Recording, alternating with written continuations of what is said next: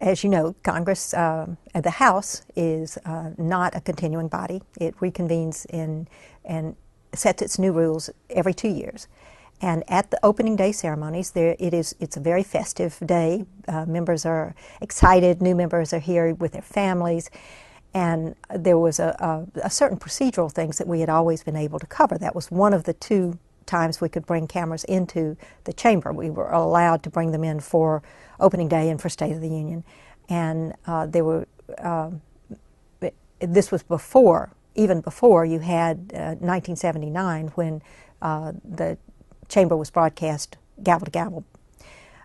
We were allowed to bring cameras in for those days even before 79. So there was a certain protocol of what was allowed to happen. That's standard, and that's always a happy day and always a very creative day for stories about the new members. But when you have a change of Congress, that's when our office really does one of its better days of service, because the new members include a new leadership, and the new leadership and a new speaker, when it changes parties, we can provide a continuum of what has happened in the past. Now, each speaker can decide not to go with the precedents that had been set, but they don't always realize what the precedents were or why. And our office, because it has good records of that sort of thing, it's not the sort of thing that other offices would really keep tabs on.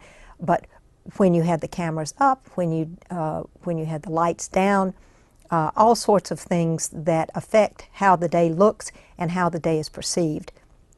That's one of the things that we were able to do with both changes of the House, when the House went to the Republican Party as the majority, and when the House went back to the Democratic Party as the majority. And I think if you ask either Speaker's office, they would say that it was